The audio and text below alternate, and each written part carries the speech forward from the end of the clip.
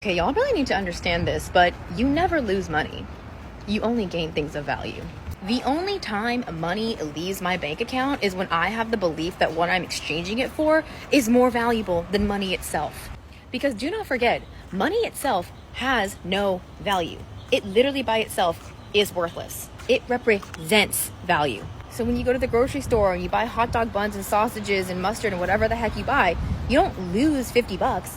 You gained things of value represented by 50 bucks. So can you not see from this perspective that even spending money is actually super abundant, because every time you do it, you are gaining something of value. Likewise, every time you offer something of value, that is exchanged for money. You earn money. That's so abundant. So the money circulatory wheel, the circulatory nature of money, is so abundant in and of itself. Whether you are exchanging something of value or whether you are offering money in exchange for something of value, it's all abundance. So if you only remember this for the rest of your life, it will completely transform your relationship to money and your scarcity programming. But every time you spend money, you don't lose anything. You only gain something that you perceive to be valuable. Hey everyone, welcome back to Profit Pulse, where we make money simple, smart, and stress-free. Here's the truth. Building wealth isn't just about what you do, it's about how you think. You can budget, save, and invest all day, but if your mindset isn't in the right place, your money habits won't stick. In this video, we're breaking down the mindset that actually builds money, the beliefs, habits, and small shifts that turn financial stress into financial confidence. Because wealth starts from within, and today, we're rewiring your money mindset for success. Let's get into it. What mindset is essential if you want to go from zero to millionaire? That's a good question, right? What's the mindset I need to go from zero to millionaire? Disciplined millionaire. Okay, watch this. In order for me to make more money than I'm making, my attitudinal beliefs about wealth must change. Okay. So what do I change into what? Change from what? So a lot of people have attitudinal beliefs about wealth that wealth is morally wrong. Let's don't pretend that people don't have that belief. How many of y'all know somebody with that belief? Right. How many of you at least used to have that belief? Like, you make too much money, you got to be doing something wrong. You must be doing something illegal, right? So we have this belief that, but if you have that belief, you will never work to become something you despise. Right? So you have an internal conflict, and you don't even realize that the reason wealth creation is not working for you is because you are out of alignment with your own desires. Why? Because you believe wealth is morally wrong. I was thinking about people who say, like, I've heard many people say MLM is a scam, right? Okay, multi-level marketing is a scam. That's what I heard people say. Now, I don't personally believe that. I don't believe that at all. I believe the reason people who believe multi-level marketing is a scam believe multi-level marketing is, I don't believe it's the best business opportunity in the world either. So let's don't get it twisted, okay? But I believe the reason people believe it's a scam is because they believe that the most important and most valuable thing that you get from working is money. And I submit to you that the least valuable thing you will get from working is money. Well, what else do you get? Like, when I say that, how many of y'all in your mind, at least a little bit, you think, well, if it's not money, what is it? Anybody thinking that, right? Okay, do you understand that's one of the ways they keep people poor, by making them think that money is the primary benefit of work. It's way down on the list. It's like the gravy on the, I was going to say the gravy on the cake. The gravy on the mashed potatoes. It's like the icing on the cake. Like, the money's just the money. And I'm not saying the money's not important. It is important. It's just not even close to the most important thing. So here's what I get out of working. I get to develop a new skill. When I work in a business, I get to develop a whole lot of new skills. So the skills that I learn while I'm building the business, even if the business never makes me a lot of money, the lessons that I learn and the skills that I develop are worth more than the money I make. Oh, watch this. The relationships that I build. Do you know I have friends that I met through multi-level marketing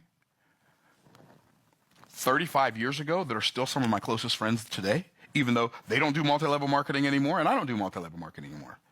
But because I was in multi-level marketing and they were in multi-level marketing, we learned skills that didn't produce as much for us in multi-level marketing as they did in other arenas. But see, one of the reasons multi-level marketing can be so beneficial, and I'm not saying go do multi-level marketing, that's not my point.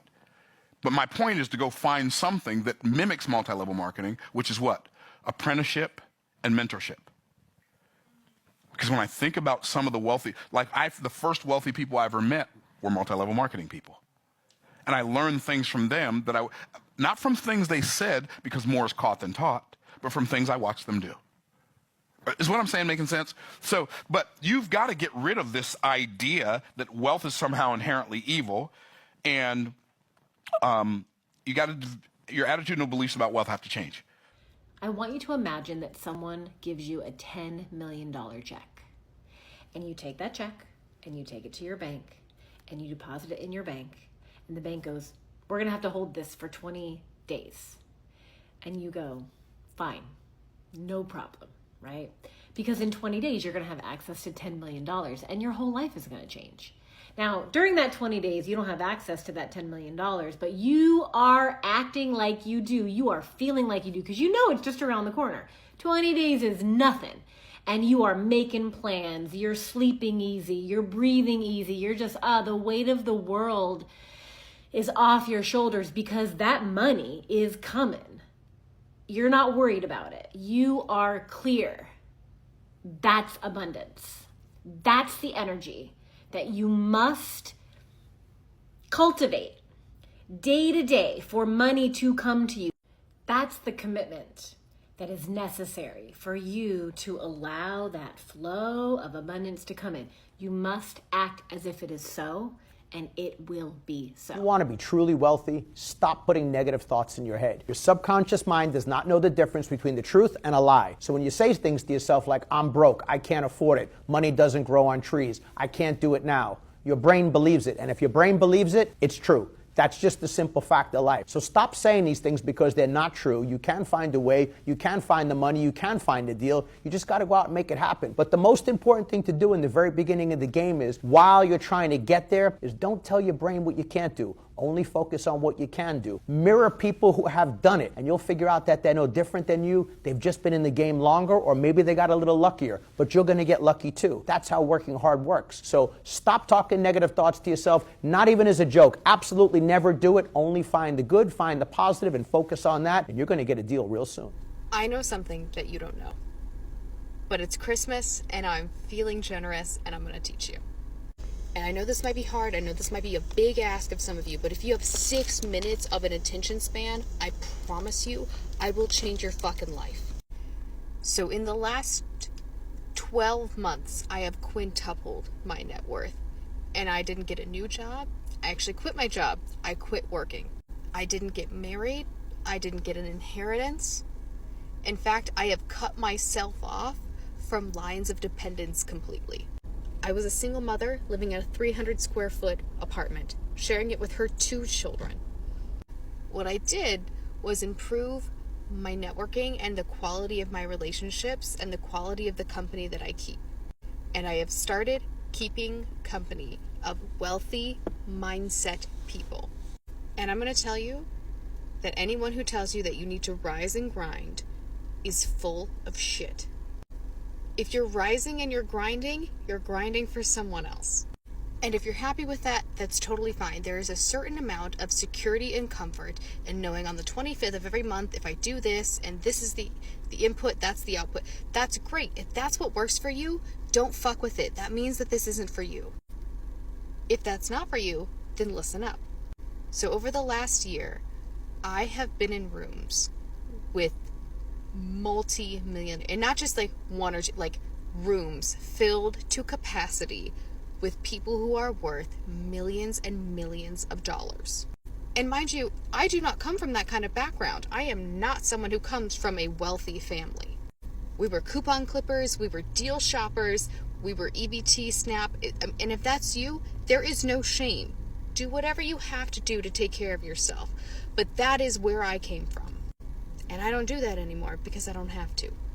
Because over the last year, I have learned that my wealthy friends, they work 90 days a year. There is 365 and they are working 90 of them. And they don't work week by week, month by month. They work quarter by quarter.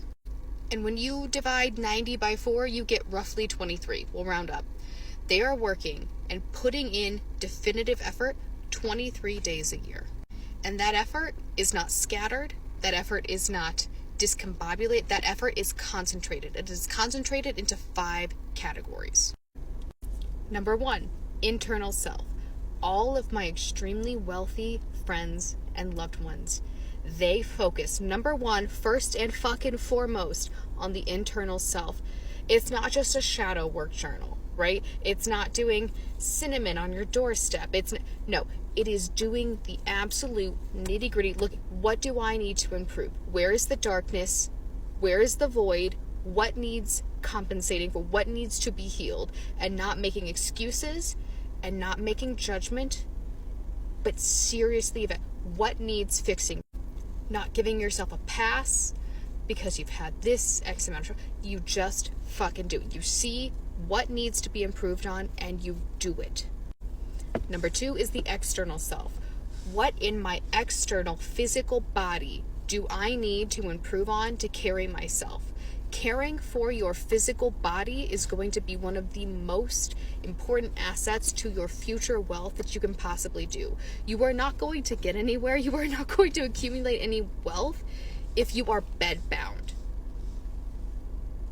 If you do not respect the body that you were born into, the one body that you get to carry you through this physical lifetime, if you do not respect and maintain it, it is not going to carry you to any sort of future. Number 3 is your current experience. Evaluate yourself. What are you currently experiencing? Where are your areas of improvement? What are you experiencing? What is good? What is not working out for you? What can you make the most of?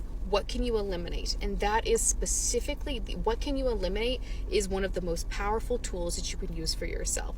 Because when you cut dead weight, you are immediately lighter. And so many of us carry around this dead weight due to sentiment or, I don't want to, make them feel, but no. If it's dead weight, it's fucking dead weight. And you don't carry it with you into the future. Eliminate it. Number 4 is future experience. What do you want to be experiencing in the future? And that's more than just visualizing, right? Vision board. Make your fucking vision board, right? But that's not the end of it. That's step 1 of 100. Right? You must be willing to say, well, this is what my future looks like. This is what my future feels like. This is what my future self eats. This is what my future self wears. This is where my future self goes. This is the habits of my future self. You have to be willing to look at the future and say, that is mine. You have to claim it in a way that feels so final that anything else, any concession that is not exactly that, is absolutely unacceptable. And that is the mindset of wealthy, abundant people. They do not accept less than what they set themselves out to have. And then 5, this is what people always want to jump to, right? Number 5 is expansion, right? Everyone wants to think, they want to skip 1 through 4 and they're like, oh, I want to expand. This is what I want to jump. No, 5 is a luxury. 5 is leisure and pleasure. And if you get 1 through 4, then you have the pleasure of entertaining expansion. Then you have the pleasure of viewing the future and dreaming up more and better for yourself and for whatever you're trying to accomplish. Wealthy and abundant people do not take 365 fucking days a year to realize their goals. They do 90 days of actual fucking work. That's an average of 23 days a quarter. Not a month, a quarter. To do real fucking work in 5 categories. What can you do right now, today, this evening, to set yourself up to work in those 5 categories? And as always, I fucking believe in you. I know that you can do it. And I know that you can do it because I did it. I don't do that anymore. I'm not who I was 365 days ago. And you won't be either. And you can do it. And I believe in you. And I want to see what you do. Because if anyone can, if I can do it, if me, fuck up no attention span, can do it, you can too. I fucking know you can do it. I believe in you. And I love you. There's this awkward period between having no money and having some money where you need to be making money, not be spending it. That's how wealth accumulation actually works. But of course, the poverty mindset that I find myself in is wanting to accelerate my standard of living with my accelerated income, which is a fool's errand. But in order to not do that, I have to take the ego check and I have to drive this piece of junk, right? and my emotional self thinks that I'm back in poverty, right? There's a difference between being in poverty as a matter of societal function and being broke by choice. My prefrontal cortex knows that. Inner self is still working on it. But if I'm to actually create any level of wealth, I need to understand that. As somebody who's really conscious of living in an abundance mindset, here are a couple of things I will never say. You'll never hear it coming out of my mouth. Number one, I'm broke or I don't have money right now. You'll never catch me saying that. You'll never catch me saying that. Even if I have literally $0 in my bank account, which I never do, that's never happened to me, but even if I did, I would never say, I am so broke right now. It's just something I've trained myself to never say, and I literally check the people in my life when they do say that. Like my mom, my husband, anybody, I'm like, no, don't say that. Don't say that. Don't say that. Do not speak that into existence. Number two, I can't afford that. You will not catch me saying that ever. Ever. You can afford anything you put your mind to. And if you can't afford it right now, don't say I can't afford it. Just say I choose not to spend my money on that right now. You know, I choose not to spend my money on that right now. But maybe one day I will. But right now, I choose not to spend my money on that right now. Number three, I wish I had more money. Nope, not happening. You have to be so incredibly grateful for literally every single penny that you have. Okay, that is how you attract more money. You have to be so incredibly grateful. So stop complaining. Let me know if you want a part two. I'm a millionaire. I want to share a few things that I did to help get me to this place and those things that'll help keep me here. One is I don't overspend. I live within my means, and that has to adjust as my income adjusts. I used to be a six-figure earner, but I'm not anymore because I retired when I was 48 years old. So the ways that I spent when I made over $100,000, I cannot spend today. I have to adjust or I will quickly dissolve my money and have to go back to work, and that is unacceptable. I don't carry debt. I use credit card for everything. Every bill goes onto a credit card. I swipe a credit card for everything. And every month when that bill comes, I pay it off immediately in full. I do not buy new cars, and I try to drive my cars until the wheels fall off. I recently, just about a month ago, bought a new to me car. The car is 3 years old. But the car that I had before that, I drove for 10 years, and I bought it 2 years old. Sometimes people make fun of me because I don't have all the bells and whistles and new technology that the cars have. But when I get it, it's new to me. I try to buy used first. I check the marketplace on Facebook for items that I need and see if it's available. As an example, I have a lot of plants. Planting supplies, planters, pots, all those things are very expensive. If I can find them on the marketplace for a fraction of the cost, I'm going to do that first. I invest my money in low-cost index funds. I did my part to save, and now the stock market is going to do its part to help my money grow. These are some of the things that I did to become a millionaire. Are you doing any of these things? Are any of these things something you absolutely would not do? Share in the comments. If you're not already frequenting luxurious locations, you can't just expect that to magically come into your life. Your life now is a perfect microcosm of what the rest of your life is going to look like. And so you have to bask in beauty now. Marinate your mind in gorgeous places, right? Get inside of that opulence and absorb it by osmosis. This doesn't require money, right? So before you say, oh, must be nice, it's a $5 coffee at the best hotel in your town. It's going to a free museum that is just full of incredible, splendid artwork, right? You have to get in locations that make you feel good. You have to get in the energy of your highest self, right? Place yourself in environments that are congruent with the vision. And that's why we have to talk about the vision. Do you have a vision? Do you know where you're going? Do you know what you desire out of your life? If not, then you probably will not go anywhere in particular. You'll just meander, right? This is where good people, ambitious people, people with dreams become mediocre, right? We start with the vision. We dream big, dream so big it embarrasses you to articulate it. You don't even want to say it because you feel like your friends and family are going to judge you. That's how big you need to dream. And don't stop pushing it, extending your imagination until it fills you with doubt. Okay, when you're full of doubt, when you bring the vision to mind, that is when you know you've gone far enough. Okay. And then we can work, in other videos to talk about how to get rid of that doubt and how to reprogram your mind for success. But my message here today is place yourself in beautiful environments. Get in the opulence. Okay, it's there. There's gorgeous places. You're just not in the frequency to be able to be in there yet, because you're subconsciously limiting yourself, right? Your own perception is betraying you. You are discounting yourself already, and you're just getting started, my friend. Get in those rich places. Drink a delicious coffee in the hotel, right? And have a wonderful day. Hey, is it possible that maybe the reason you're where you are is because when it comes time for you to make a decision that could change the destiny of your family? I got chills when I said that. That your thoughts tend so much to lack that you just assume that that's the way things are, not because that's the way things are, but because that's the way you are. Because we don't see things as they are. We see things as we are. Are you looking at a situation and assigning a level of difficulty to it before you even endeavor to do it, and then letting yourself off the hook because it just ain't my time yet?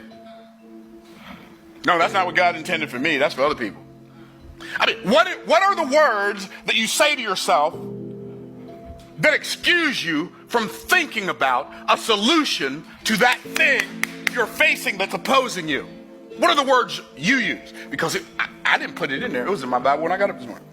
Here's what it says. Just in case somebody missed the reference. Proverbs 21:5. Oh, that ain't even the whole verse. This is just the first half. The thoughts of the diligent tend only to plenteousness. Only. Let me ask you a question. When was the last time you thought about something with two possible outcomes and only allowed yourself to entertain the plentiful outcome?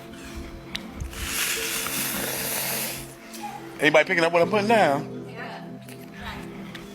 So one of the things, I've said this many times, one of the things I've learned and I'm learning to do, I'm not going to pretend that I have it down, but I got it fairly dialed in. I only allow myself to entertain outcomes that empower me, that I desire. I don't allow myself to entertain as a possibility an outcome that's undesirable to me. Here's why. How many of y'all remember the question, and we've heard many people ask it, what would you attempt if you knew you could not fail? How many of you would be honest and say, what I would attempt if I knew I could not fail is more than I've been attempting so far, heretofore? Right. That's the point. So why are you not attempting it? Because your thoughts about that thing are not tending only to plenteousness. We look at something, oftentimes, we look at the outcome and it's desirable, we look at the price tag and we say, it costs too much. Do you know what I'm doing when I say it costs too much? I'm abdicating my responsibility. Because I'm making the problem it. Instead of saying, I haven't figured out a way to afford it yet. I'm saying the problem is it costs too much. Well, if it costs too much, it's not going to change. So I'm stuck. And that's the mindset that truly builds wealth, not overnight, but over time. It's not about being perfect. It's about being consistent, intentional, and confident with your money moves. If this video helped shift your perspective, give it a thumbs up and drop a thought emoji in the comments with your biggest mindset takeaway. Don't forget to hit subscribe and turn on notifications, because at Profit Pulse, we're here to help you think smarter, save better, and grow your wealth one step at a time. This is Profit Pulse. Stay smart, stay steady, stay profitable.